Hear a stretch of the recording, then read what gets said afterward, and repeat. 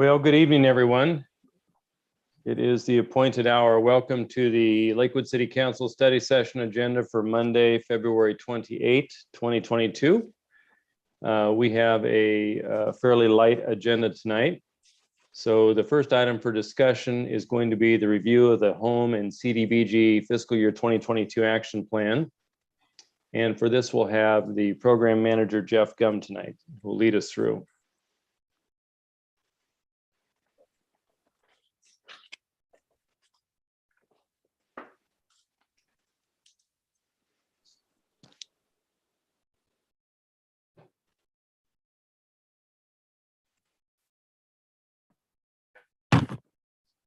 Good evening, Mr. Mayor, council members.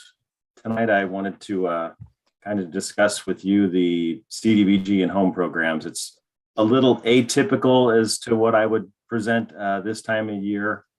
The presentation that I'm going to give you is it kind of wanders a little bit. I would like to say this was a typical 2-year process in CDBG, but nothing further from the truth could be said. The last 2 years with the coronavirus have led to a number of different funding streams and sources coming through HUD, both through the CDBG and home program. So bear with me when I go through this presentation. It does cover a lot of different funding sources, a lot of different avenues, things that we have funded, things that we're looking to fund, and then kind of give you a historical perspective as to what Lakewood has done over the years. And I did want to share my screen and kind of go through the presentation, since it does go over a number of activities. And if public wanted to see something as I was going along, I was hoping it would be easier to do this way. So while I bring that up,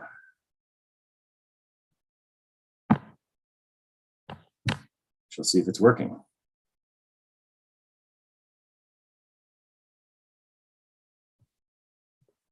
And share. There we go.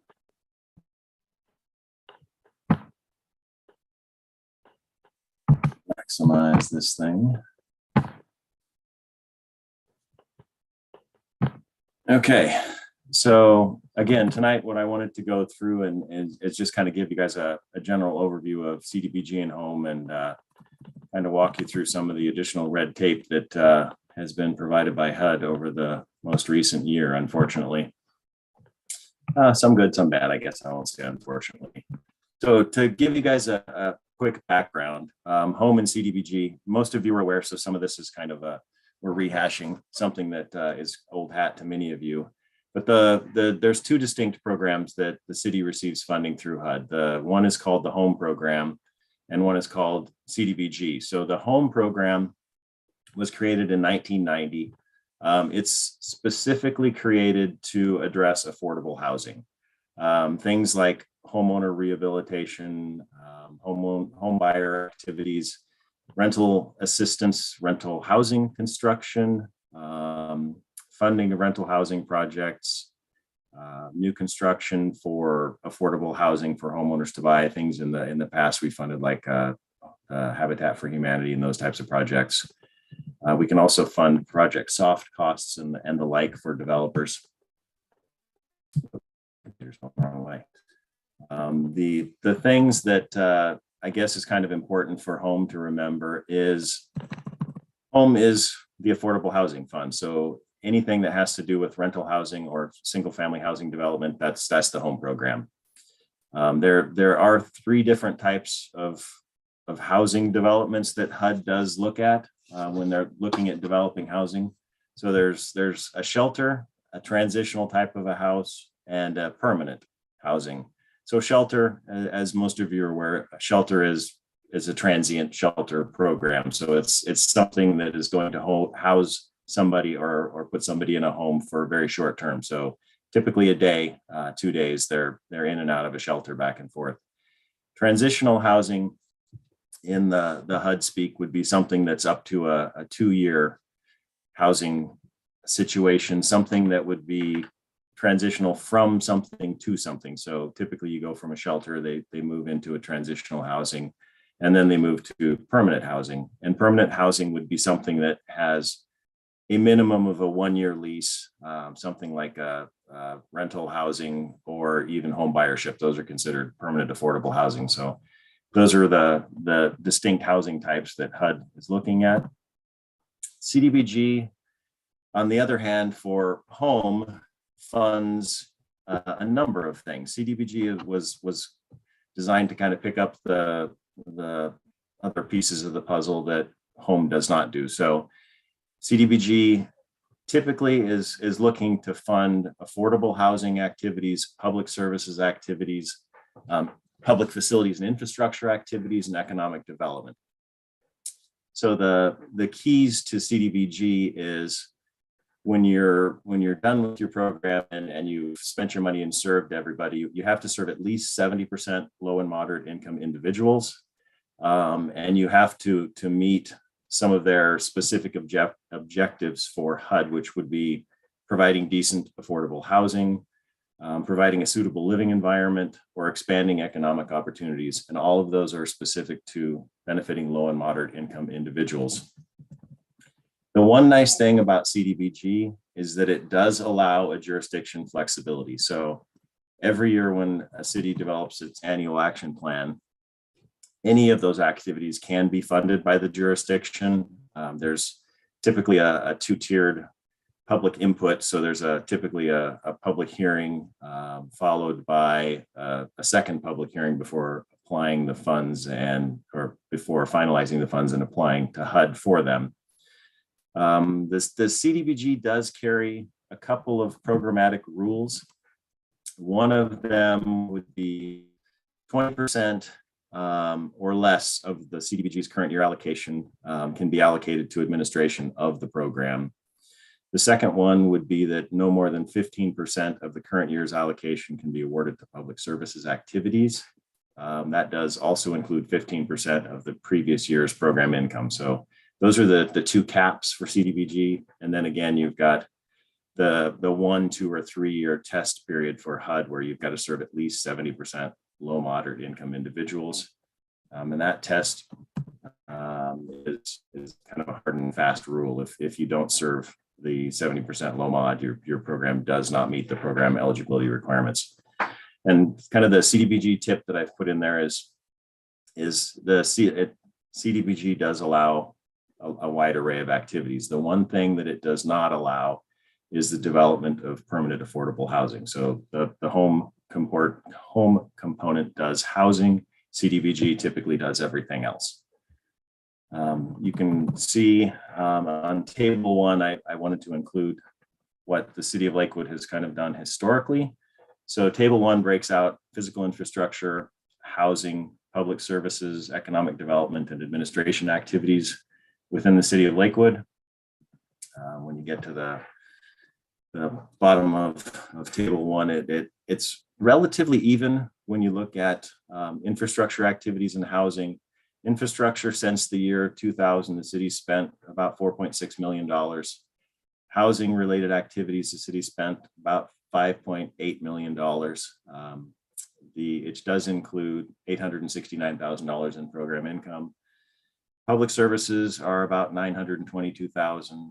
And then you've got economic development and administration. And the last column was something that we typically haven't done that much. There's been a few programs that we've funded with Section 108, and the columns in $49,000 a year in that column was to pay back our activities that we did. So since 2000, the city's received about $15 million, including program income. And you can see it's broken out relatively evenly. Most of the funding has been spent on infrastructure and housing over the years.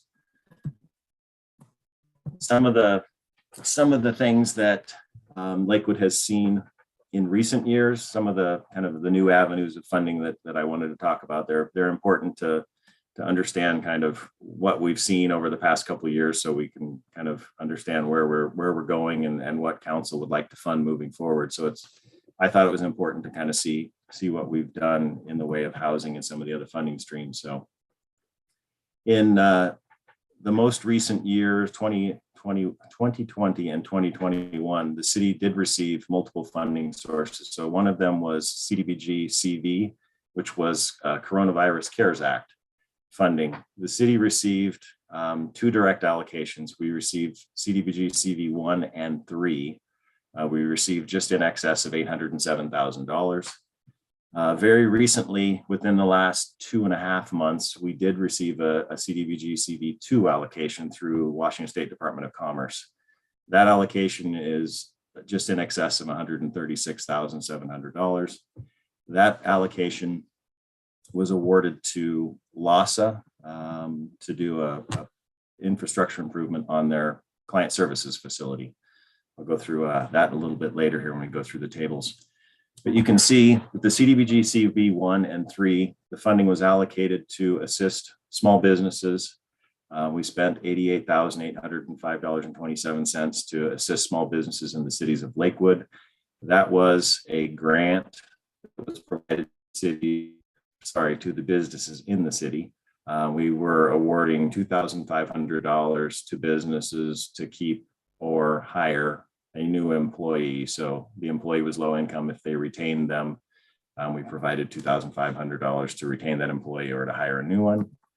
Additional things that were funded with CDBG CV 1 and 3, we allocated $655,892 for rent and mortgage assistance. And then about $62,000 was spent for program administration.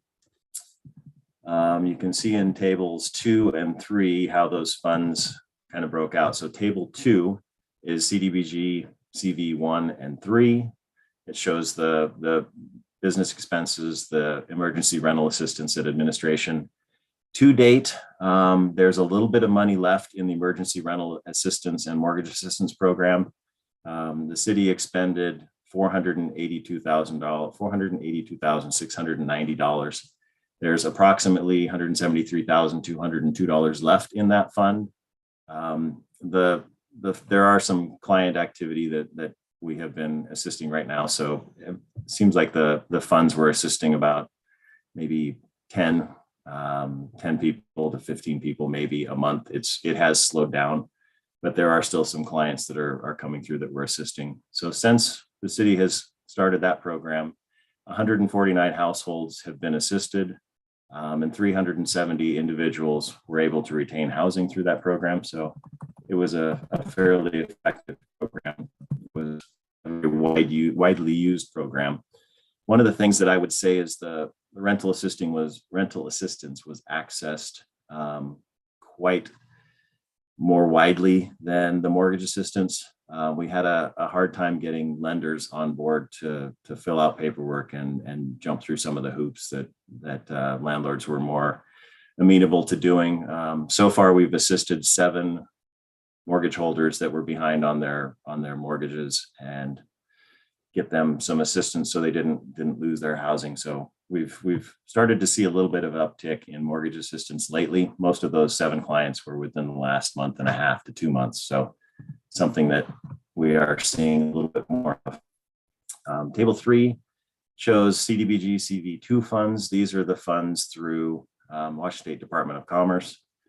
One thing I would point out unfortunately on the table that I provided to council there, it shows the expenditures and the fund balance as the same numbers. The expenditures are actually $0, and the fund balance is the full amount. I see a hand up, Council Member Brandstetter.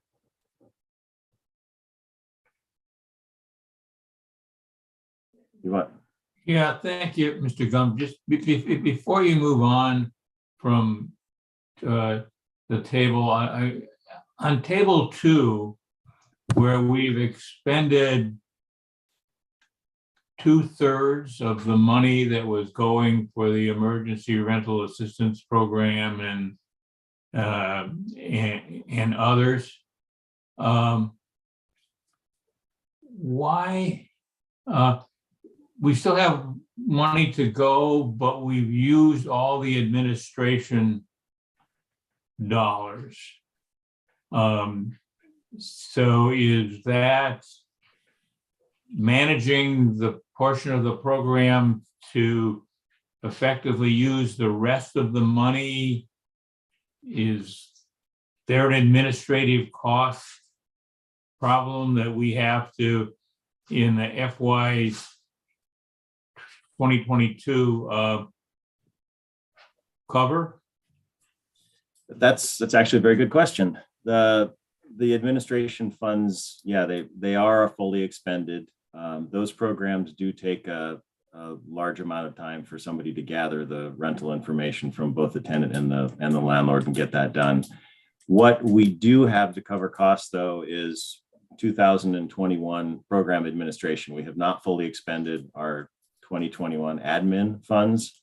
So the individual conducting that can bill to the program itself and or program administration. So we do have funds to cover that right now, and it wouldn't require any changes in 2022. Okay, so I guess I'm not quite clear.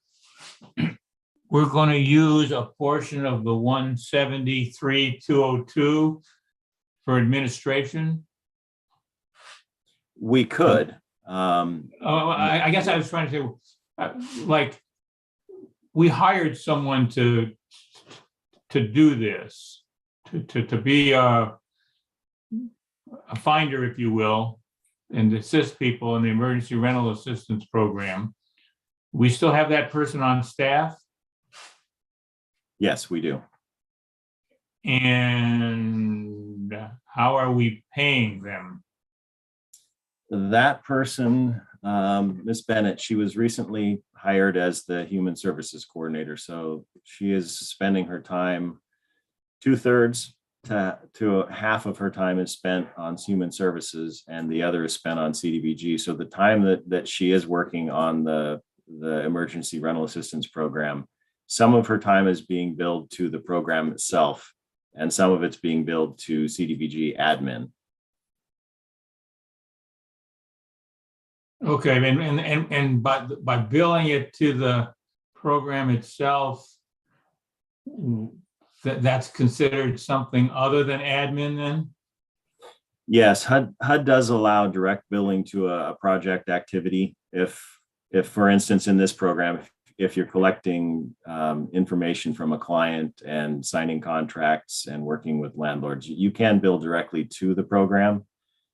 We've tried to bill most of her time to program administration with the CDBG CD grant first. And now we're going to be using the grant as well as CDBG admin. I'm most likely going to focus most of her funds this point forward on admin, only because we have about $86,000 in administration funds to use. So her time can be billed to that and be amply paid for. So you anticipate that most of the 173,000 and change that's in the fund balance will actually directly go to assistance? Yes. All right, thank you. Thank you. That's a good question. So moving forward, table 2 it discusses the LASA project and the $121,706 that's been allocated to LASA. The services center, I believe, recently applied for a building permit. So they're working through the design phase of their project and are moving into actually trying to get this thing constructed. Realistically, I believe they're looking to start construction sometime in early summer to potentially late spring, maybe if things come together quickly, but they're still working on that project. Is this the laundry one, Jeff? Yes, the LASA would be the laundry, shower access, reworking the entry on the west elevation of the building as well. Got it. Okay. Some of the other things that Lakewood has done in the most recent year and a half would be home tenant-based rental assistance program. So as part of the fiscal year 2020 annual action plan, council did approve a total of $148,464 to be allocated to an emergency tenant-based rental assistance program. this was kind of the precursor to the CDBG CV rental assistance program that we had. The way this program was developed is, again, probably more red tape. HUD has developed more red tape over the last 2 years, but they allowed different cities or cities to do different programs. There was a number of waivers that came through. They were looking at a number of people being evicted through coronavirus and the impacts that coronavirus was having. So they waived a lot of the programming regulations through the end of 2020. One of the things was tenant-based rental assistance program that they streamlined. So we did take advantage of that. We spent $112,573.42 to serve 48 households in the city of Lakewood. We did assist 104 individuals with retaining their housing. There is about $35,900 roughly left over in that fund. Something that I would look to propose would be to move those funds to fund the Home Affordable Housing Fund.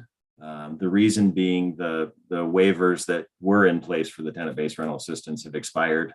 And in order to operate a tenant-based rental assistance program now, the administrative costs and the paperwork they're kind of unwieldy at this point in time. So it's not something I would recommend to continue. I'd prefer to move those funds into affordable housing development and use those however council would see fit in developing either rental housing or permanent affordable housing.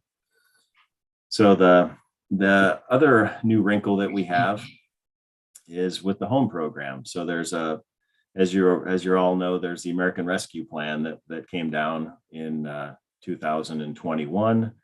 And the American Rescue Plan, one of the many arms that came out of that was a $5 billion allocation. And that was an allocation that went directly to the home program. The home program has about 650 state and local grantees that go through the program, 651 in this case, that go through the Home Investment Partnership Program. Lakewood, as part of the Lakewood Tacoma Home Consortium, was allocated $1,175,489. Those funds will come to the city of Lakewood once we amend our 2021 annual action plan. So something that will be coming back to council once we kind of figure out with the city of Tacoma what their timelines are, how they're going to be allocating their funds. We have to do a regional plan and a regional annual action plan amendment. So this year you'll see multiple plans coming to you. You'll see 2022 and 2021 yet again. The home ARP funds, as they're known, are very, very tightly restricted. There's 4 eligible activities that you can spend on the home ARP dollars on. They are production and preservation of affordable housing, which luckily they've left a little vague, and I think they did that on purpose in their rules. Tenant-based rental assistance is something that we could do again. Supportive services and homeless prevention services, housing counseling, those types of things could be something that you could spend the money on. And the final activity could be a purchase and development of non-congregate shelters. Or you can do a combination of activities. So one activity could, in essence, do all of those things, and you could fund them. The other caveat that HUD came out with was what's called a qualifying populations for this grant. So in order to actually qualify as an eligible activity, you would do one of the 4 things, and then it would serve qualifying population, which would be homelessness as defined under the McKinney-Vento Act, which is the Homelessness Act. All of the eligible people being served are kind of tied to the McKinney-Vento Homelessness Act. A second population would be at risk of homelessness, again, as defined by the McKinney-Vento Act. Another population would be those fleeing or attempting to flee domestic violence, dating violence, sexual assault, stalking, human trafficking, those types of things. There is a population that would qualify where providing services or assistance under Section 212 of the Act would prevent the family's homelessness on or would serve those with the greatest risk of housing instability. Again, it's homeless people or those very, very close to becoming homeless. And the last family or last group that would qualify would be veterans and families, including veteran family members that meet one of the preceding criteria. So it's all very closely tied to homeless individuals. Those that are fleeing domestic violence or individuals that are or have been homeless for a number of years. The thing that Home does, just like, or the Home ARP does that Home does, is you've got a 2-year allocation period and all the funds have to be expended within 4 years of the commitment date. So whatever project the city does choose to go forward with, we would have a 4-year timeline to get that done. Again, it's an amendment to the 2021 actual annual action plan. It's important to know that the amendment to the plan, it's through the city of Tacoma as lead agency to the Home Consortium. So the city of Tacoma and the city of Lakewood councils would be apprised of the situation. The funding allocations would go to both councils. There's a public hearing period, same as the process that we're going to be going through for the 2022 annual action plan. And then it's approved and it goes to HUD for final approval and the funds are awarded. So there's a little bit of process that goes along with the Home RP funds. One thing that I would say is we have been in communications with both Tacoma and Pierce County to discuss kind of on a superficial level what they're looking to spend their funds on and what they think they would spend their funds on. We've set up a couple of meetings with staff to make sure that, one, we're not duplicating services, and two, if there's anything that we can do on a regional basis, we can partner and kind of kill a couple of birds with one stone, where we don't have to all do environmental reviews on projects, or we don't all have to do certain reporting. If we were to fund a larger scale project, it does make the reporting easier for all 3 jurisdictions. It does make the program setup and the monitoring and completion of these projects a lot easier, as well as it does make the impact a lot larger if we can come together and pool these funding sources and serve Lakewood, Tacoma, Pierce County residents. I think that would be a great thing to see. So more to come on that. The timeline that we're looking for Home ARP are kind of tentative right now, but Tacoma and Pierce County have been talking about kind of getting the process started in March or April, and then coming back to councils somewhere along that midline of the funding and finishing up in July to submit to HUD. So there would be a couple of brushes at it with both councils and make sure that we're on board, as well as the Community Services Advisory Board for Lakewood and the same board, or the like board in Tacoma as well. So, so kind of jumping from that to something that you guys have seen over many years would be the CDBG and Home annual planning process. So there's a couple of different things at play when CDBG and Home are put forward. There's a 5-year plan that is typically developed as part of the CDBG and Home planning process, and then there's an annual action plan that's developed. So the 5-year plan is kind of the larger umbrella plan that is designed for a jurisdiction to carry out community development, housing, community services type activities. It does define over that 5-year period kind of what your goals and your priorities are, how you're going to meet those goals, and who you're going to serve over that 5-year period. And then each and every year within that 5-year period, which for Lakewood runs 2020 through 2024, there's a annual action plan. So that the annual action plan kind of drills down within that 5-year plan as to how you want to kind of attack those goals over the 5-year leg of the plan and get to the end result and serve what you were supposed to be serving, or what you predicted you would serve over the 5 years. So there's those 2 elements. At this point in time, we're discussing the 2022. We will be discussing the 2022 annual action plan, which is year 3 in the 5-year planning process. So I could, at this point in time, say, I think I say this every meeting that I come before council and talk about CDBG. I wish I could say I knew what the funding source was. Over probably the last 5 or 6 years, the Congress has debated more and more about budgets, and we've had continuing budget resolutions and so forth over the years. So this year is kind of the same thing. There is no approved budget as of today, or as of this afternoon when I looked. The president did propose a 2022 budget that did include an increase of about 295 million for CDBG and about 500 million increase for home. Some of the budgets that I've seen for the House and Senate, I mean, they're not greatly close, and they're not greatly far apart. So I would assume somewhere in the middle is what we're going to meet with, and probably somewhere on the lower end of increases is probably what we'll see. So without knowing what they're going to come up with, I am looking at a very moderate increase of 1%, because I do feel that there will be an increase from what I've seen.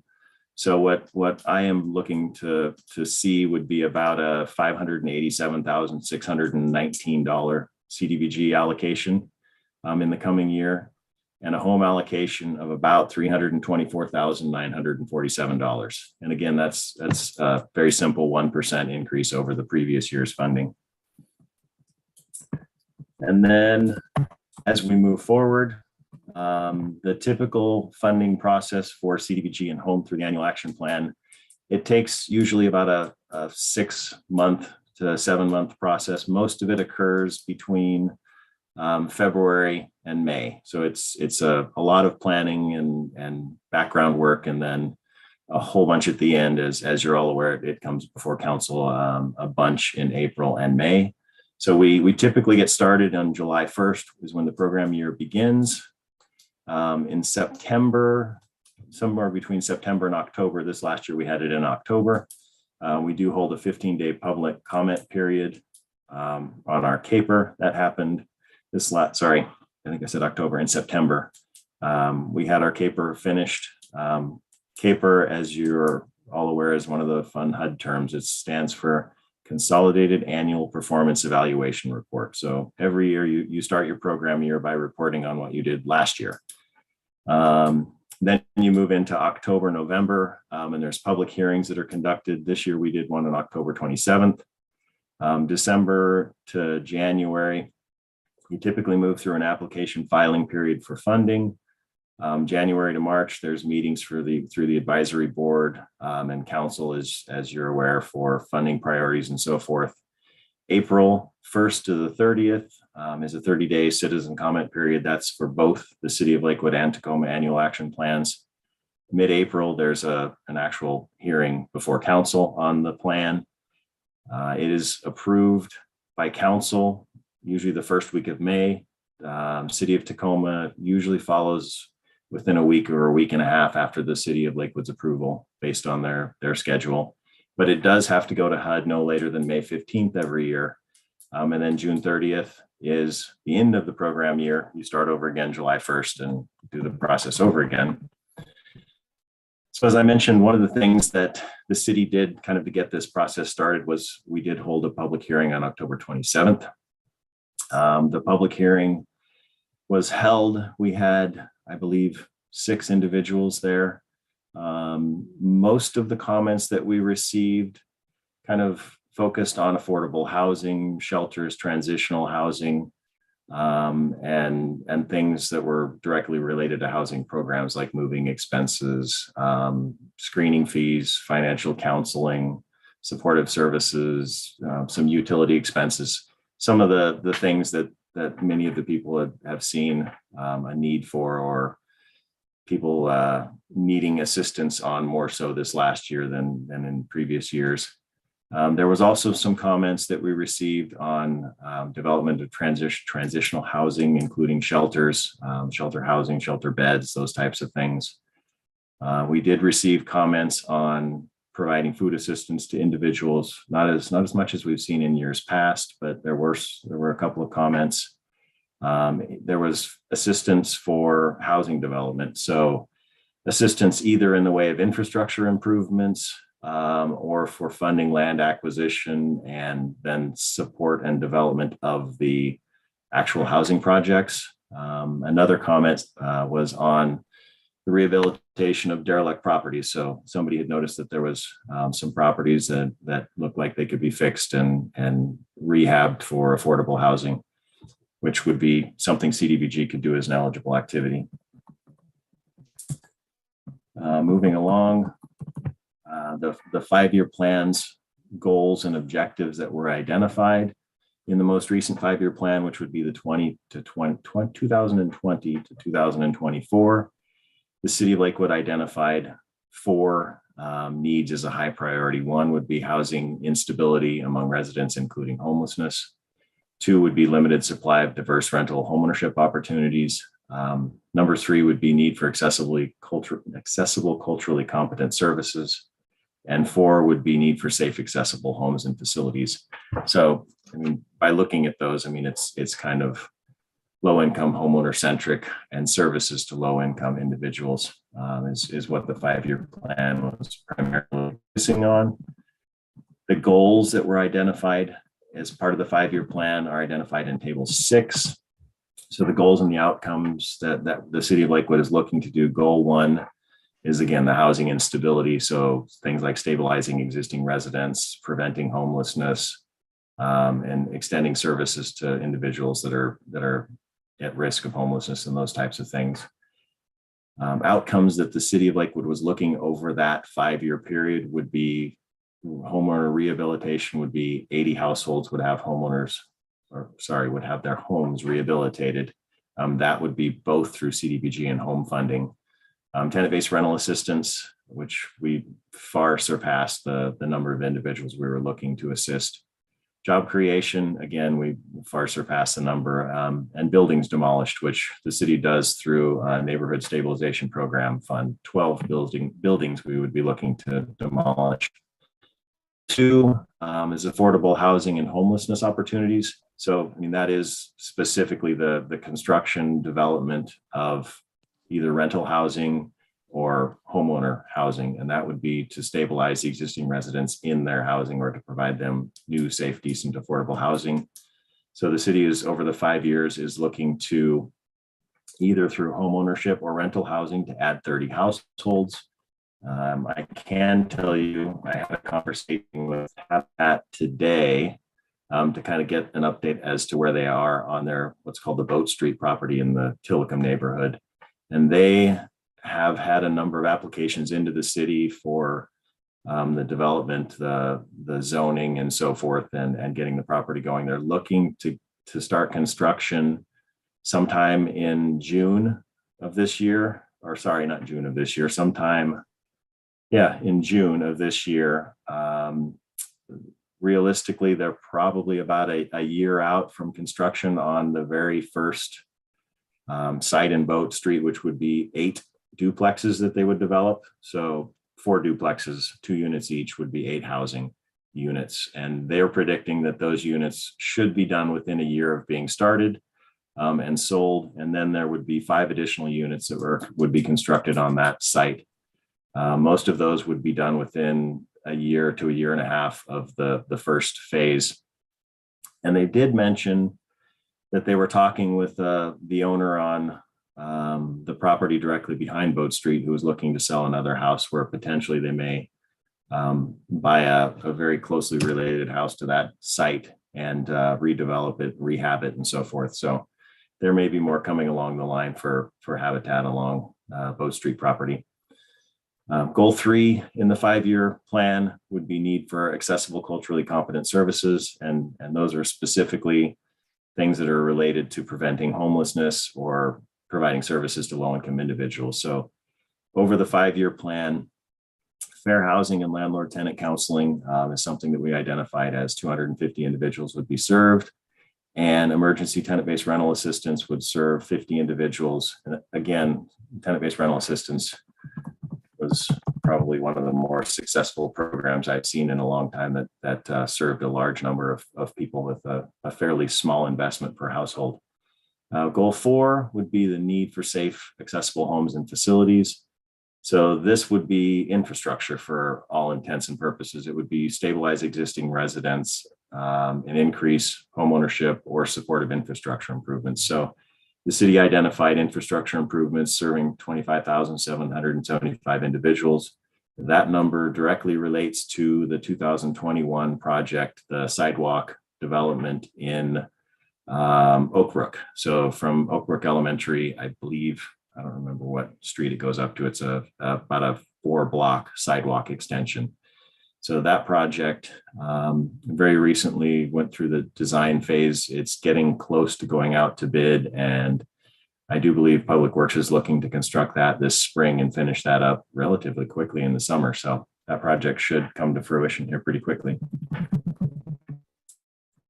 Activities that the city has undertaken. I won't necessarily go through all of these because if I do, we'll be here all night discussing these. The 2021, it does show the activities that the city conducted in 2020 already and finished.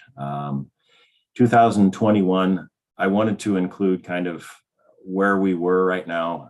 There's a number of different funding streams and a number of different projects going on. So the 2021, it covers CDBG, Home ARP, which would be coming. It does cover the CDBG CV programs, NSP1, NSP3, and Substitute House Bill 1406. So all of those funding streams are kind of working together to get us to meeting our 5-year goals.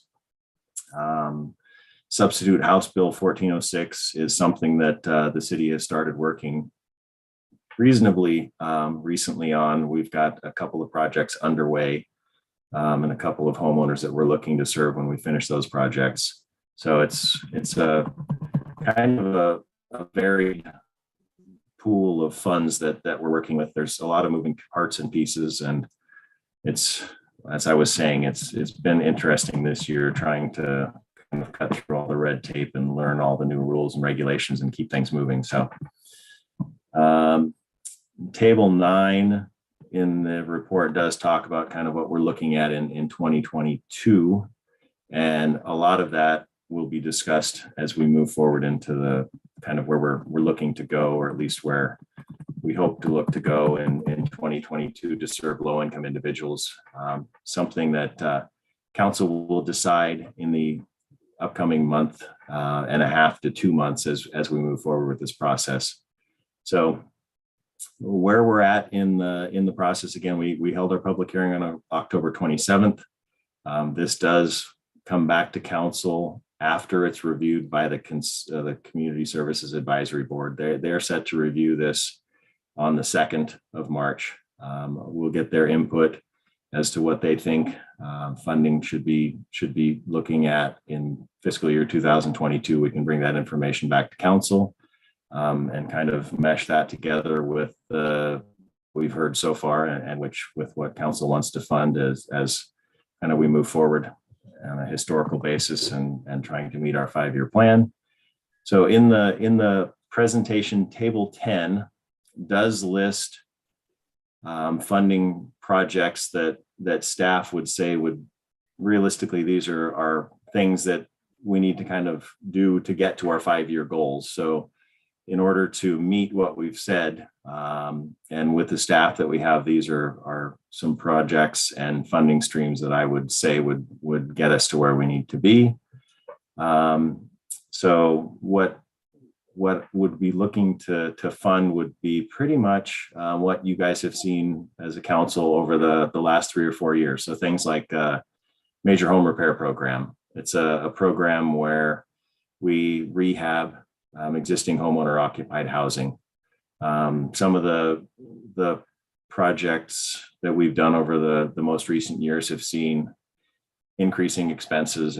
As you're all aware, construction costs have gone up. Some of the issues with trying to maintain a house are becoming more difficult. And that has kind of increased the demand for this program from what I've seen. We've had a larger number of applicants. I think in previous years, some of the homeowners have been able to kind of address their construction issues and their maintenance issues on their houses on their own. And as costs increase, we're starting to see more people coming in and applying for the program. The one thing that has happened is we've had to increase the program cap up to $60,000. We used to have a $40,000 cap, and it's becoming increasingly difficult, even with the $60,000 cap, to do repair on a house where we used to be able to do roof and electricity for, say, $10,000 for a roof and $5,000 on a house for electricity. Now it's 50% higher for a lot of those costs: electrical, plumbing, and roofing and siding. It's all gone out of hand. So that's something that the city would look to propose to allocate. Table 10 does show a $221,512.87 proposed allocation. That does include reprogramming of previous year's unexpended admin funds. Something that the city also would be looking to fund. We did receive an application from Pierce County Housing Authority to rehab Village Square and Oakleaf Apartments. The two individuals are here in tonight's meeting, and I'm not certain if council would like to meet them. We met with the executive director and staff at Pierce County Housing Authority to get to know them. They're a relatively new staff for us. The executive director has been there in excess of a year, and I was not privy to meeting him at this point in time, and they've been doing all kinds of things. So we did set a meeting up and got to have a conversation with staff over there. There's a number of staff that are retained and that have been there for in excess of 20 years, and some of those people would be working on the project as well. But they're here tonight. So if you have any questions of Pierce County Housing Authority or would like to do a meet and greet with the executive director, they're available as well. But the funding that would be recommended would be a $200,000 allocation to Pierce County Housing Authority to rehab Village Square Apartments, which is on 108th Street, and Oakleaf Apartments, which sit directly about where the I'm trying to think what that is, right about where the firehouse is on Pack Highway. They sit just directly north of that. So both of them are kind of in the same neighborhood. The Village Square Apartments is kind of a high visibility apartment. We funded them in recent years, probably about 7 or 8 years ago, for some decks and repair and so forth. But their request for both of those apartments would be for siding repair, painting, and exterior renovations that need to get fixed. Some of the fascias and barge boards and so forth are starting to fail. So they're fairly large apartment complexes. And again, they serve a fairly large population. So they would be looking for rehab funds for those apartments. Something that I did put in this table that I would probably leave out right now because there's no funds allocated to it. Myself and my staff have had some conversations with some of the local banks. One of the individuals that we had a conversation with was a branch manager at Banner Bank about down payment assistance. We've also talked with Pierce County and Tacoma as well. With rising house prices, down payment assistance is kind of becoming a program that is really in need out there. There's not a lot of assistance out there for home buyers, especially low-income home buyers. And with housing prices moving up to the $400,000 price range, in order to actually be able to buy an affordable house, a fairly large down payment assistance is required to get it down to a realistically affordable mortgage. Say $300,000 mortgage is going to cost somebody in today's interest rates between $1,550 to $1,900 a month, which for a lot of low-income households is a lot of money. So once you get above that $300,000 threshold, it's really difficult to afford a house. So we've been having conversations with banks in the county and so forth, Washington State Housing Finance Commission as well, to kind of figure out how we can get down payment assistance going. So I can kind of discuss that a little later in the home presentation, or in the home chart. But I would be looking to fund some down payment assistance if council were in favor of that. Some of the other things that are provided for would be a services program. Sorry, I moved down too far. For CDBG, it would be an emergency payments program. So CDBG does allow an emergency payment program not to exceed 3 months to low-income individuals for things like housing, housing-related expenses, clothing, some of those types of things. I would propose a $100,000 program to fund something like that. There's not a lot of programs out there doing it. There's been a number of requests when we had the public hearing and when we did the tenant-based rental assistance programs. We did hear a lot of tenants asking for, and some of the providers asking for, programs to pay for some of the moving expenses or some of the utility expenses that aren't power and water, so phone and some of these things. Pay for some of those things first, last, and down, and some of those things to get somebody into another house that nobody covers. So it would be a program that would kind of serve a niche out there for some of the low-income populations that have been affected by coronavirus and continue to be affected by coronavirus, especially minority and elderly populations that are at risk right now for becoming homeless and not being able to pay for some of these expenses. Another thing that would be in the CDBG would be CDBG Admin of Home Housing Services, an allocation of $15,000. That is to fund the housing programs that we do through the Home Program. With the Home Program and Tacoma being the lead, they do take 10% off the top to run the the Home Program. So the city does not have any administration dollars to do the home services. We have to do all of the activities that go along with that. But unfortunately, we don't have any program admin. So there would be a $15,000 allocation for that. And finally, admin, which would just be the flat 20% of the allocation. Table 11, as I was talking, the home would include Affordable Housing Fund, down payment assistance, and the 10% Tacoma administration fee to run the program. What would be a reasonable number would be, I would be recommending Affordable Housing Fund to be funded in the amount of $328,342.58. That would be to fund housing developers, whether it be rental housing or affordable housing for first-time home buyers, any type of home buyer. Those are things that we've had good success funding through LASA and Homeownership Center and organizations like Habitat for Humanity. So that's a fund that we've been able to use relatively effectively over the years. I think that would be good to see moving forward. Down payment assistance, there's all zeros in this column, but the reason being I did not have City of Lakewood's program income for the home program until today. The staff in Tacoma weren't able to get that number to me until today. So we actually are looking at program income for home program about $187,000. So we did receive some payoffs for our homeowner rehabilitations over the years. We've been doing homeowner rehab for going on 20 years now. And some of those loans have matured and some people have paid those back. So what I would propose would be to use the $187,000 and change for down payment assistance. And again, down payment assistance would be a program we could administer in conjunction with a conventional lender to buy down the amount of debt that a homeowner would have to buy to be an affordable housing unit. So realistically, that number in today's market is probably $75,000 is what a down payment assistance is going to need to be to get somebody to an affordable housing number.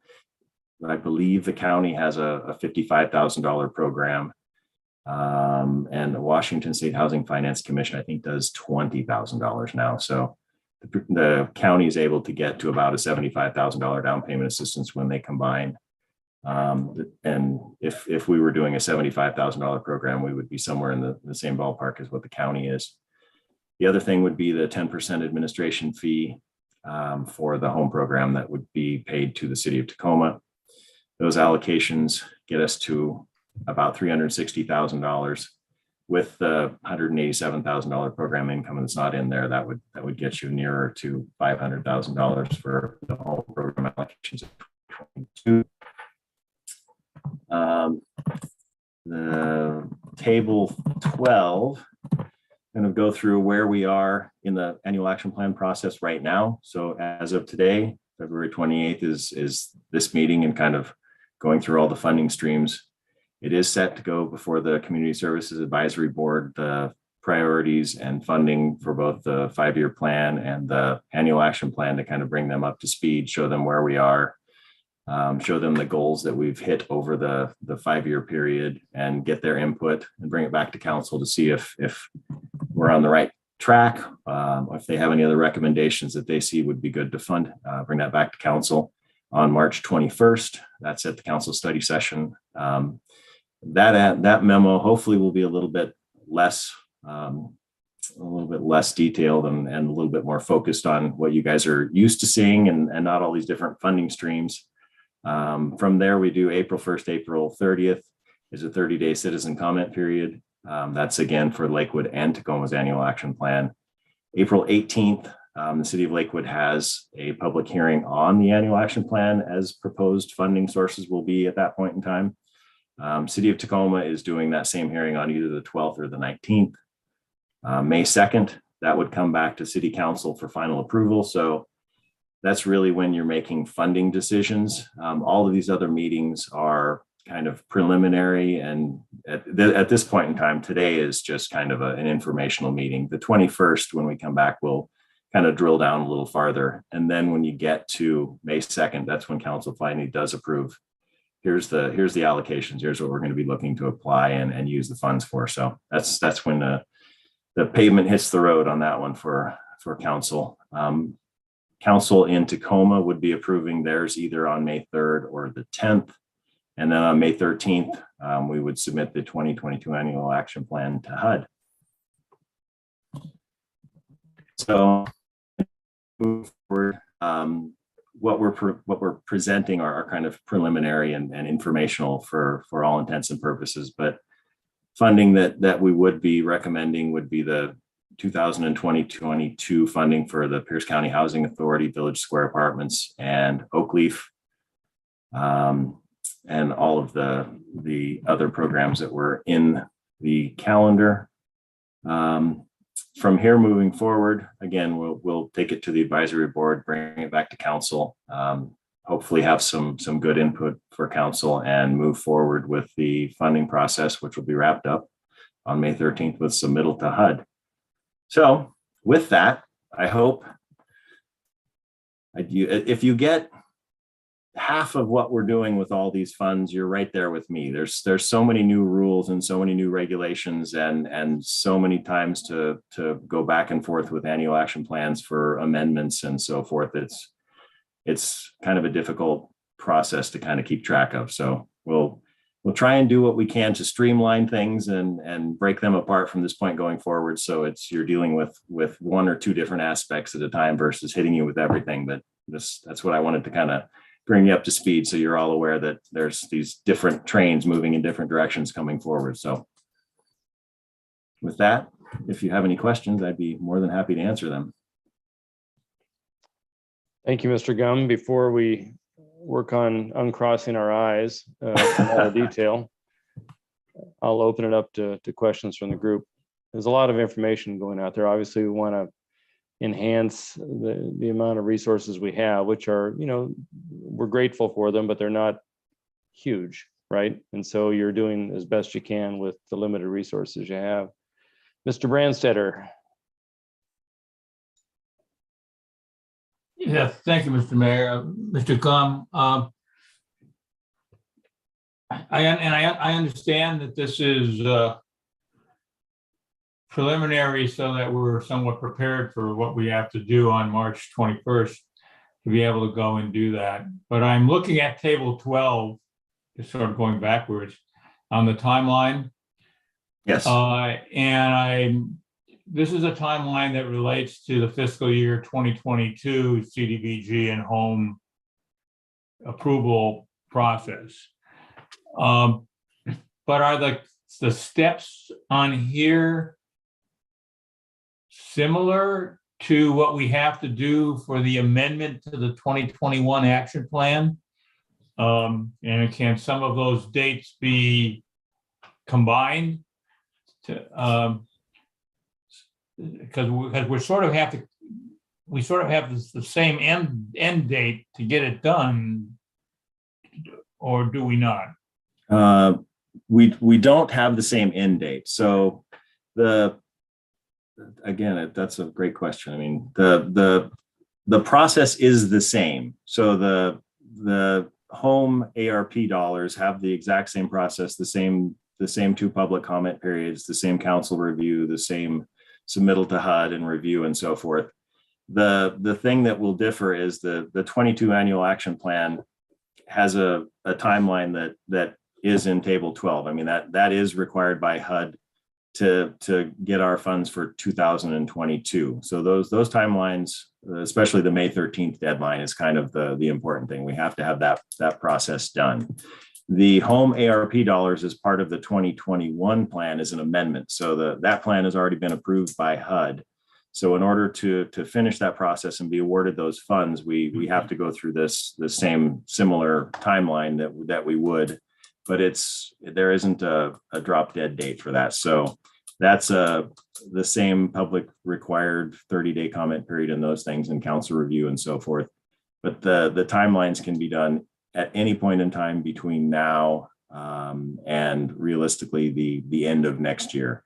There's a number of jurisdictions that are doing it relatively quickly, and there's a number that are trying to figure out kind of what they're going to do with the funding sources and coordinate with other groups. So the county specifically was looking to kind of take a step back and coordinate with Tacoma and Lakewood and figure out what we want to do and what we would like to partner on. So we're not duplicating resources and so we can have a bigger impact. So there's a really good opportunity with the home ARP dollars, although they do have very restrictive requirements and regulations. There is a great time for us right now to kind of work together and make a bigger impact.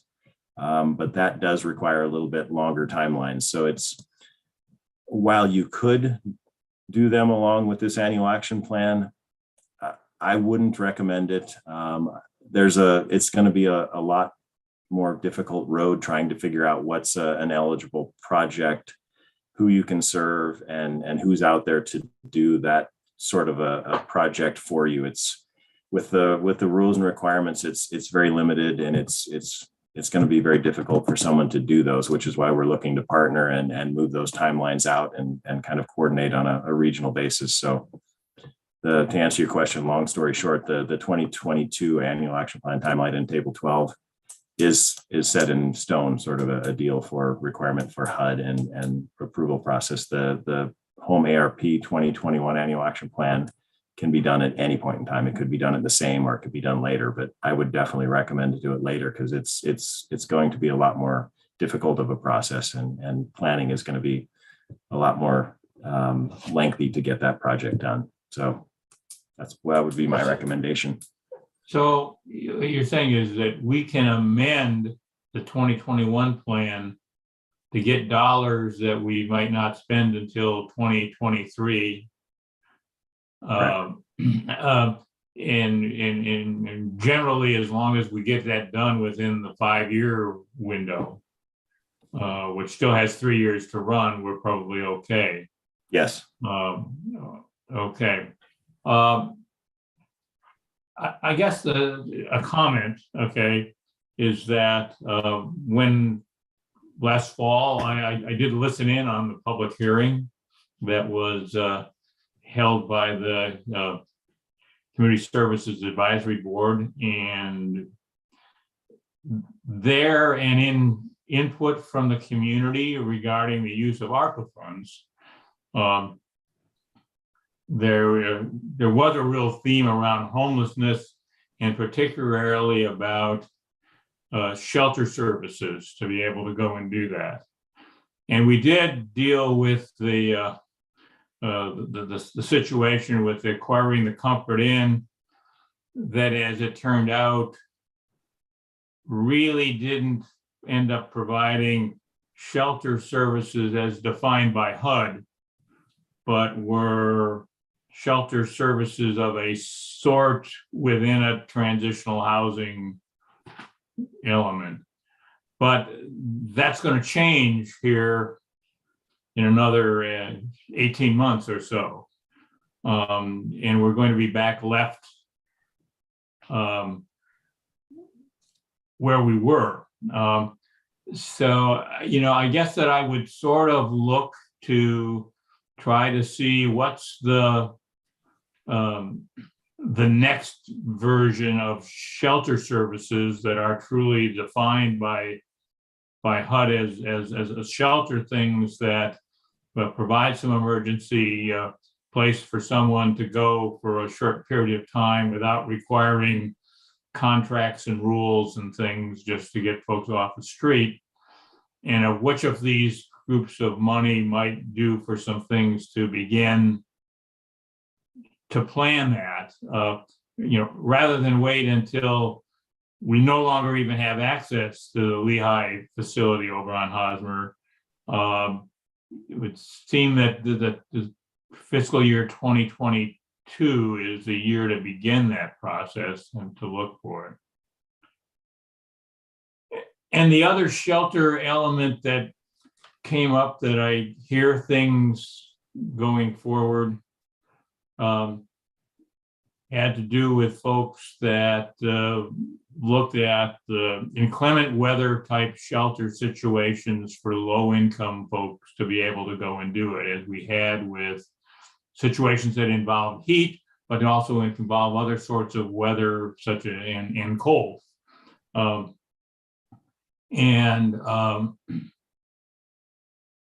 Our response to that is that we have with West Pearson that when such things emerge, we got around to having some shelter things, but we sort of were very reactive, and where we were able to place them, we didn't place them actually in low-income neighborhoods.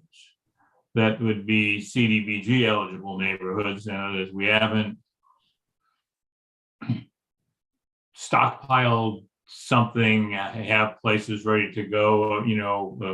If you go back almost a decade, we had arrangements and some items stockpiled at the community center in Telecom with an agreement that could be done, but we went away from that. And I guess I would like to look to try to see whether we can actually put something in place like that that's available for shelter services in those sorts of emergencies, that's actually located with, whether it's with churches or other organizations that are actually in the CDBG eligible population grant areas. And I guess my last question that I'll just ask is the number of people to benefit from the sidewalks on Phillips Road struck me as inflated.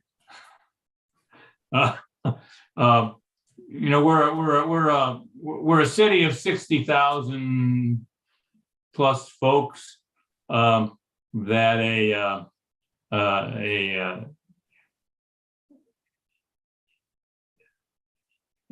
less than a mile stretch of sidewalk that's in a neighborhood that is actually quite a ways away from most of our low-income neighborhoods, saying that it's going to serve 40% of the city's population seems like a stretch to try to reach a number saying that we've got to do our infrastructure investments to benefit a particular folks to do that.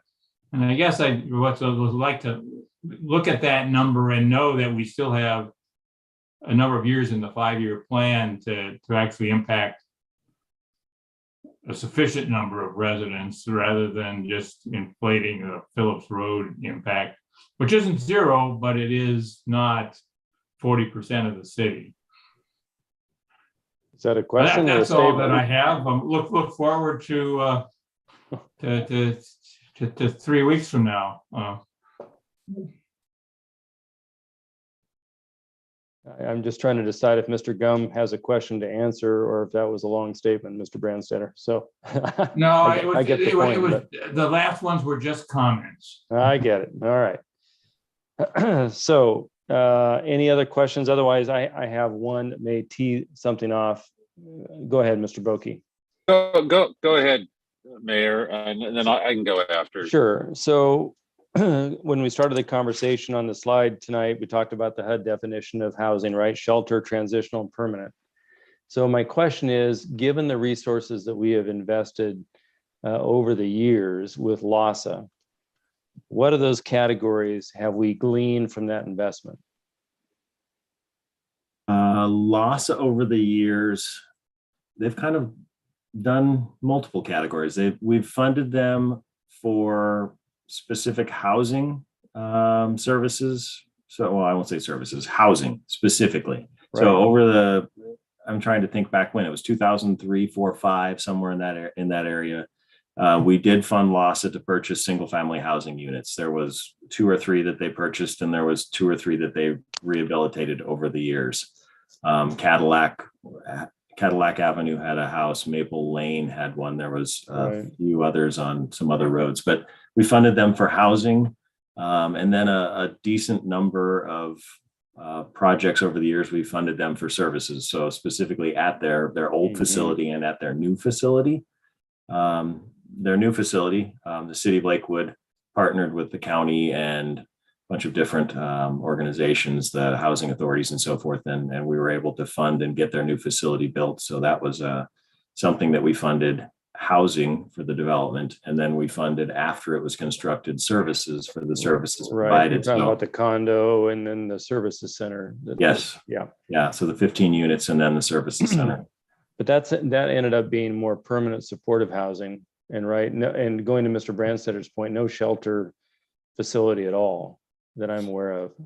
No, and we have had over about the last year to year and a half, we were able to help them purchase, as most of you are aware, they were able to purchase all the properties around their sites. So they control 2.37 acres, something like that, contiguous with their service center. The development that could be done there could be up to another 50 or 60 units, depending on how hard surfaces and so forth go for planning. But we're kind of at a unique juncture, in my opinion. I mean, we've got the home ARP dollars, we've got ARPA dollars. There's a number of funding sources that are out there right now that we've never seen. We're privy to a lot of federal funds. Services projects, and specifically shelter type and transitional housing, are very difficult to fund. They're really hard to pencil out. I mean, when you do a housing development, you run pro formas and you look at how much money you're going to make serving individuals and expenses versus revenue. And there's usually a positive. For transitional and shelter programs, that number is negative. It never turns positive. So with all of these funding sources, I mean, there's which is something we've been discussing with the county in Tacoma, a really good time, I think, right now to partner and coordinate and put all of those funding sources together to develop something along the lines of a shelter transitional permanent project that can pencil out and that can be self-sustaining. So LASA is one of the projects that we've discussed. So it's something that I believe LASA is coming here to council to present, I think, next week, and something that it would be a viable project, depending on if the county councils and Lakewood and Tacoma councils were to pursue something like that. I think it would be a big impact for the whole county. So you're talking about in terms of shelter housing a little bit, or the emergency type housing that we enjoy at Aspen Court?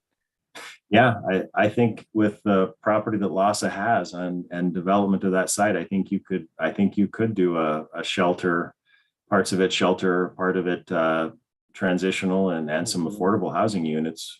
You could potentially even have market rate housing that was developed to make that property pencil out.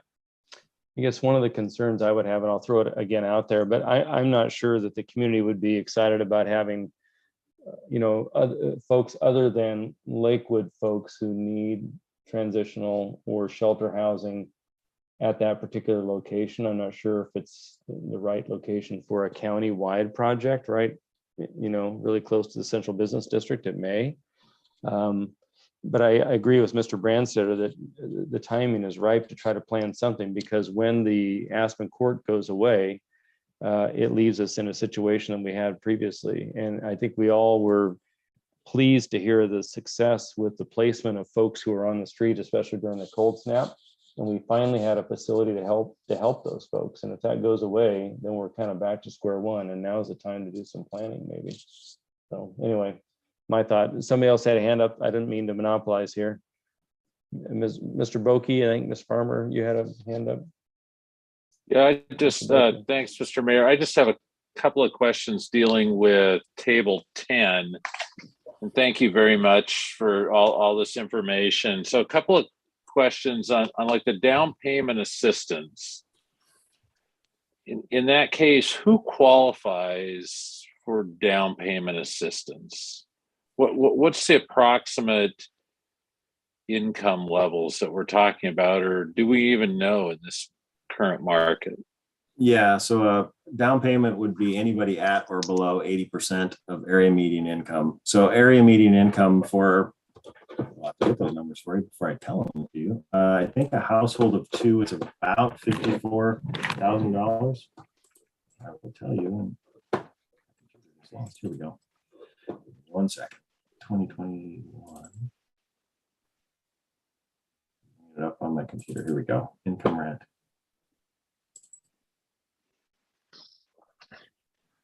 So for a household of two, you can make up to $58,150. A household of four would be $72,650. So if you're at or below that income level, you could qualify for assistance, for down payment assistance. So, I mean, I'm just thinking in this market, I just don't know how down payment assistance works, because the down payment has to be huge, does it not? Or are you just getting them enough where they can get PMI, or I mean, what I'm trying to get after is, Okay. are we spending $50,000 on one household? Yeah, you would realistically be looking at an investment where you could get someone so they don't have to deal with the insurance costs and so forth. So it's just taxes, the taxes, mortgage, and insurance is what you'd be looking at. So if you can get somebody to the 20% down payment, then you save them a little bit of money. You can lower the payment for them overall by providing a bigger sum up front. So as I was mentioning, if you're looking at $350,000 to $380,000 for a house, you really need to get it to about $300,000 for an affordable payment. So you're looking at $65,000 to $75,000 for a down payment. They can also apply for the Washington State. They've got a START program. There's a $10,000 program. There's a $20,000 program. There's some other things that they can kind of go with and use in addition to this. And I built some of the banks out there, like we were talking with Banner Bank. They've got a program where they throw some down payment assistance in there, as well as silent mortgages. So it is a problem, and it's something that the Washington State Housing Finance Commission is working on. Some of the private banks, some of the local banks here are trying to figure it out as well. So it is a kind of a quandary. So my next question, and it's really on that same table, is of those items, those 6 items, it looks like 5 items that you've got on there, what items have the best leverage opportunities, meaning they bring in dollars with them? Out of those, I mean, down down payment assistance is going to be the biggest leverage. I mean, right off the bat, you're looking at, I mean, if you're doing a $75,000 down payment loan, conventional financing plus all of the other DPA programs, I mean, we would be doing, say, 25% of a loan and 75% would be conventional and other funders. So DPA would leverage the most. Some of the other programs like major home repair, that's typically a loan that the city provides independent of anything else to a homeowner. And those are typically 0 or 1% loans and deferred for the most part. So there's not a lot of leverage there. Sometimes there's some homeowners contribution if they have to pay something. The emergency services program would be a city funded program, no leverage. Admin and so forth isn't a leverage. The housing authority could potentially have a decent amount of leverage depending on what additional construction or what other costs they were doing. So the housing authority, if it was a $200,000 ask and additional things are found and needed to be done, then the housing authority would pay for those. So if we're at a $250,000 project, then they would pick up the 50 and we would do the 200. So there could be some leverage. Okay, so right now on the Pierce, the housing authority one, that's the entire cost that they're estimating. They're not putting in any of their own. Correct. They actually came in with an application of about 185,000, but I looked at their contingency fund and I think they funded it about 5 to 10%, and contingency funds within this construction market, that's not gonna meet it. You're gonna need 20 to 25. So I'm thinking they're realistically at about a $200,000 project. Okay, thank you. Ms. Farmer. Hello, Mr. Gum. Thank you for all of that review. Actually, very much look forward to this presentation every year. There's all sorts of good stuff here. I don't know if it's table 10 or where it might be. I was speaking with Tacoma Public Utilities today, and they mentioned that they have 1,400 customers who are currently 30 days or more behind on their utility payments. And I don't know if we've got consideration of utility payments here, or if we have ideas about that. Yeah, that would be in table 10 as well. So that would be the CDBG emergency payments program that would be recommended. 100,000 utilities would be one of the things that would be eligible. And some of the things that we've heard are, Tacoma Power has a number of them. Even the sewer has a number of liens, and those are the types of things you don't want to fall behind on, because you need power and sewer to live in a place, and they end up cutting you off. There's not an eviction. You just don't have power or sewer. It's not a good thing, not a good place to be. Exactly. All right. Thank you.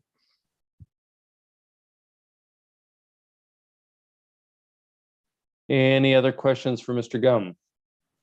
Mr. Gum, you mentioned that there's a gentleman from Tacoma Housing Authority that's come all this way and has spent an hour of time to listen to us yammer on. So why don't we go ahead and introduce Mr. Stretz while he's here, to give him the benefit of a wave and a hello.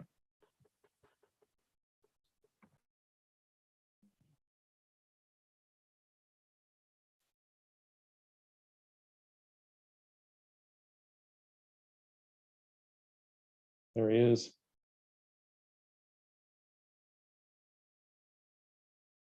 That's good. Well, thanks you.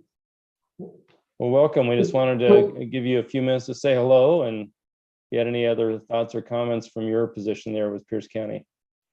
Well, I've been here a year now, and we're doing just fine. Right now we've got about 633 vouchers in your city, which amounts to about $5 million, and that's annually. And this is to private owners and to nonprofits. They're help paying rent for folks. This is federal monies that we administer. These two communities that we're asking for the 200,000. These are communities we've owned for a while. They are mostly targeted to lower income. The partnership with a nonprofit that provides services for some of our tenants there, and it's something that we're trying to grow at this point in time. And things are looking good. We have reestablished some of our executives, and we have a new board practically. We've got the old folks from the old board, Narville Walton, who's a realtor, and our chairman, Martinez, he's staying on for us. And the new ones are Willie Stewart. Hope all of you know Willie. He's an educator in our community and a well-respected individual with housing authority experience. And we also have Ken Miller appointed. So we're excited. A lot of things we can do, and we'd love to do more with the city. Matter of fact, I looked at some property in your central area there. Good. With the developer who has some pretty big plans for workforce housing. And we can do workforce housing. I don't know if you're aware of that. We integrated the low income housing. That's fantastic. I've enjoyed your session tonight. Well, good. So hopefully we're on the right track. So Yes. there's lots of work here, and Mr. Gum does a great job for us with his He does. team. So, well, thank you. Any other questions? Well, thank you for coming tonight. Again, I wanted to at least allow you to say hello to us, because it's not often that we get folks willing to spend an hour and a half in a listening mode. So we appreciate your time and effort. Well, I enjoyed it. It was well worth my time. Very good. Well, thank you again for coming. You're welcome. Any other questions for Mr. Gum on the issues? And so, Mr. Gum, I guess we have the timeline you provided us for next steps. At some point, we're going to hear from our friends at LASA on their role, right, as part of the process here, and we'll go from there. Yes, thank you. All right, very good. Well, thank you again. So that concludes the items we had tonight for the study session agenda. We have the items tentatively scheduled for the March 7 regular council meeting that you've seen. I don't think I need to repeat them. It includes some proclamations and some reports from the Youth Council and the school district, and some other items for approval on the consent agenda. So I'll now turn to the report by the city manager, and then we'll go to council comments. Mr. Caulfield. Thank you, Mayor, Deputy Mayor, council members. Good evening. Just a few updates. Just a reminder, last year, the council noted that they wanted to continue virtual meetings solely through the end of February, and then revisit and essentially begin meeting in person, which would also allow for virtual meetings beginning in March. So that will go into effect on March 7th, which is your next regular meeting, unless the council wanted to continue meeting solely virtually. But at this point in time, unless mayor and council, I hear otherwise, will be set up in your chambers for your regular meeting on March 7th. But again, if any of you wish to participate virtually, you can still do that as well. So a hybrid option essentially is what it will be. Your tree advisory ad hoc committee is going to have their first meeting tomorrow evening from 5 to 6:30. This first meeting is essentially just to provide a number of overviews of what they can expect, including an introduction and welcome from Mayor Whalen, and then a review of the OPMA from our city attorney, and then just an overview of what they have been tasked with by this body. The Real 96 film screening event has been finalized, and that event is going to occur on March 19th on a Saturday, begin at 3 p.m. and will run through 10:30 p.m. at the McGavick Conference Center. This is at this point in time, this is an invitation only event. And I know the city council has been, I forwarded an email from Heather Muir this afternoon, which extends an invitation to all of you, as well as one guest if you wish to attend. And so if you do so, feel free to respond directly, or if there's anything myself or the city clerk can do to assist, we'd be more than happy to do that. In March, our Parks and Recreation Department, actually our Special Events Division, led by our Recreation Coordinator, Sally Martinez, is going to kick off the ability to collect feedback as it relates to the public art project on Motor Ave. And certainly if any of you have any feedback on some words or terms or sayings or anything like that, feel free to submit them directly to Ms. Martinez, as she'll be collating and collecting those as part of this art process, and then working directly with the art to have those those terms, if you will, imprinted on the art piece itself when it's installed later this summer. Last Thursday evening, unfortunately, fortunately, it was a virtual event. For me, unfortunately, because I always enjoy going to it, but the Boys and Girls Club of South Puget Sound, they held their Legacy of Hope event. And the last two now have been held virtually. But I kind of miss the in-person ones because they're just very, very dynamic. And just wanted to, this is where they identify the youth of the year. And just wanted to recognize that coming out of the Lakewood Club is a young woman by the name of La Yu Papa. And she is a student at Clover Park High School. She's a sophomore, and she's been a club member of the Boys and Girls Club for now 8 years. Wow. And so just wanted to pass that on to all of you, and just offer a congratulations to her as well for representing Lakewood and the Lakewood Club. The council, you asked if there would be an opportunity to get a tour of the Aspen Court. The short answer is yes. The best days available for the staff over there will be a Tuesday or a Thursday, anytime during the day between 9 a.m. and 5 p.m. And so if that works for any of you, let us know. It would be best to try and get 2 or 3 of you at a time over there, as opposed to one at a time. But if that doesn't work out, that's fine as well.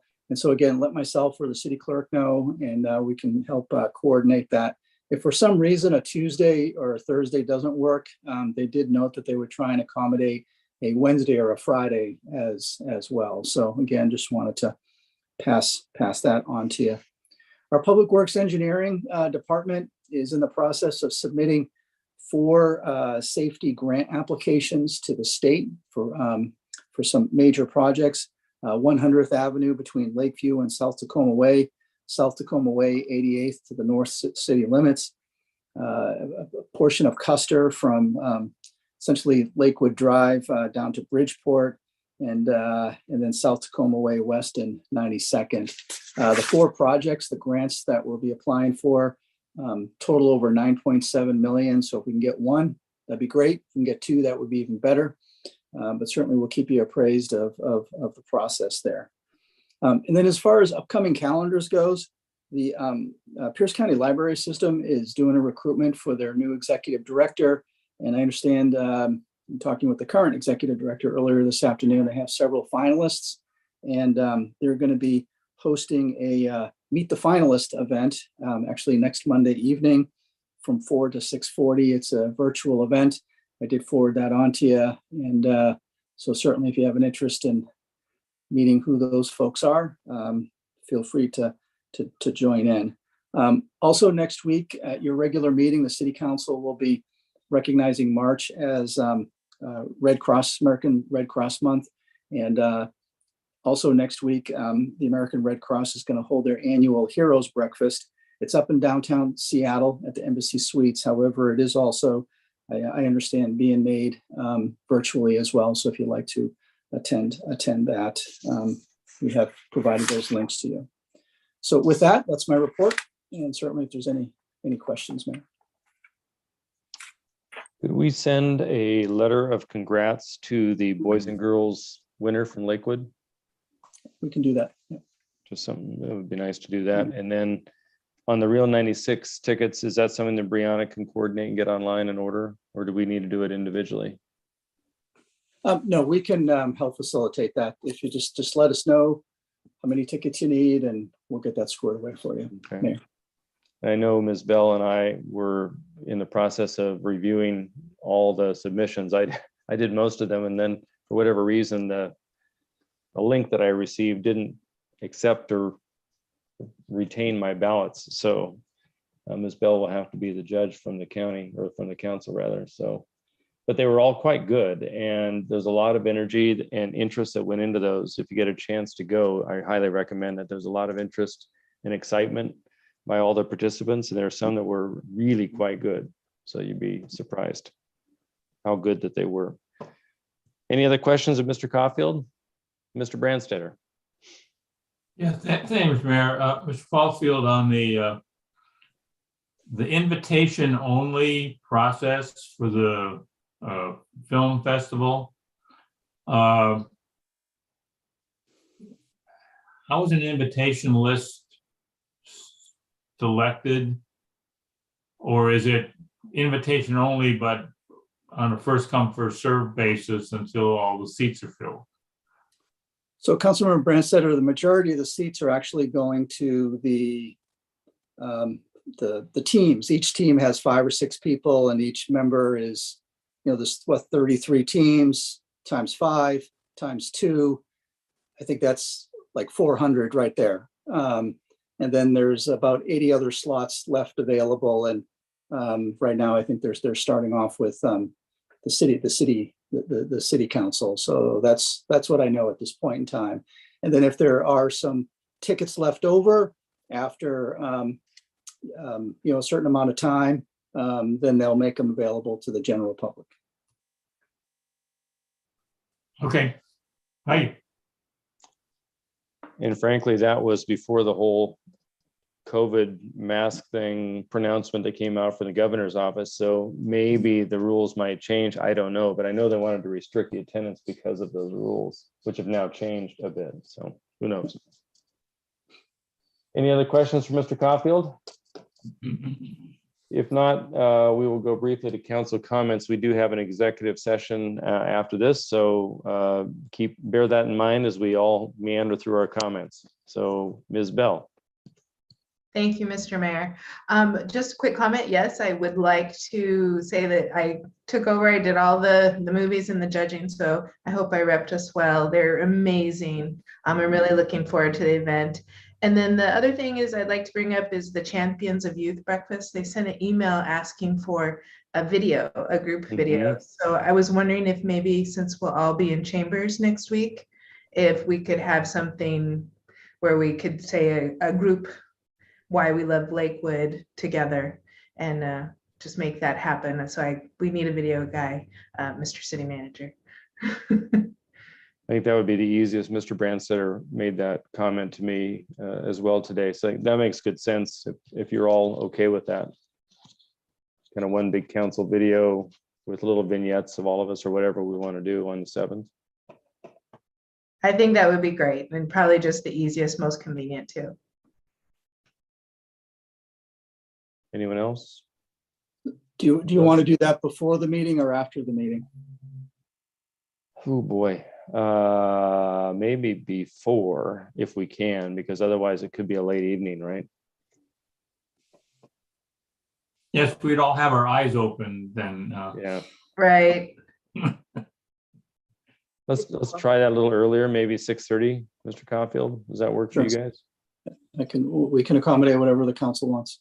Can everybody make that as best you can? And if those who happen to appear virtual, we can always do a virtual snippet in the video. I think Jim's capable of doing that. Mr. Kopriva can do that for us.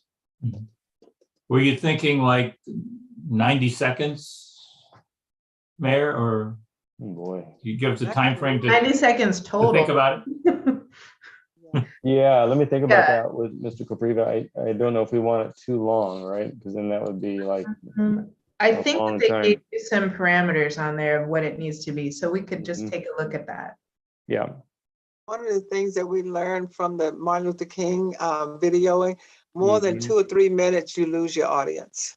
Yeah. So it's very short. Yeah, what they're Agreed. looking for is no more than a sentence or 2. Yeah. At the most. That'd be kind of fun, easy to do, just kind of a round robin deal. Yeah, I think we could learn from the youth council where they did a video with comments from multiple of them, but didn't go too long. Anything else, Ms. Bell? Nope, I'm good. Thank you, Mr. Mayor. Very good. Mr. Boki. Yeah, I wasn't going to comment, but I will comment on the last item the only item that we had on the agenda tonight when there was utility assistance asked. The county Human Services Department is in line for another countywide ARPA rental assistance money, 12 million bucks. And included in that was rental assistance. So, and then that goes, they use third parties to help them with that. So I think there's still rental assistance ARPA money that will still be available coming through over the next year or two. And we need to get people plugged into that. That's it for me. Great. Ms. Farmer? I'm good, Mr. Mayor. Very good. Mr. Brandstetter? Yeah, so I did hear today that Pierce College is planning an event on October 22nd to more or less be the capstone event to recognize Michelle Johnson on her retirement from doing that. And I think we should, as a city, recognize the very significant role that she has played since cityhood and of building a reputation of the city through the excellence that she's instilled at Pierce College. And think of some appropriate way that we can be on that program to recognize her. Makes great sense. And that's all I have, Mr. Mayor. Could perhaps also do a proclamation, maybe presented at the program. Well, maybe you could present her a key to the city. Right. We can do that. Okay, let's see, I guess Mr. Anderson is gone tonight. Deputy Mayor Moss. Thank you, Mr. Mayor. I only have to say, I'm sorry I will not be in town on the 19th. I was so looking forward to the film review, but I'll have to miss it. Thank you. Very good. Well, and I don't have any particular comments for tonight. So we will now recess into executive session for approximately 15 minutes pursuant to RCW 4230-110 sub 1 sub I to discuss with legal counsel representing the city regarding litigation or potential litigation. The city council is not expected to take any action following the executive session other than to come back and adjourn the meeting. So we'll now exit to the private Zoom meeting. We are in recess.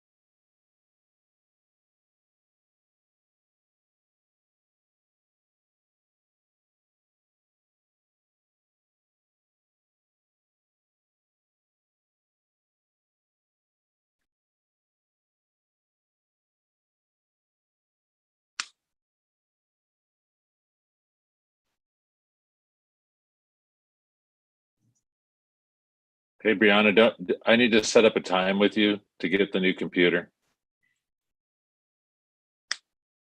Okay, I'll send you a note, thank you. Ms. Oh, no. Bell. Coming. Hello. Hello, I haven't seen you in forever. I'll see you next week. I know, we're back in session. I know. I'll have to come up with some pithy remarks for CISL. Oh, good, we made it back. There we go. We can go. That's 4. Jason. There we are. Anyone else? Okay, we are adjourned. Thank you. Bye. Thank you all. Yep. Take care. Thank you.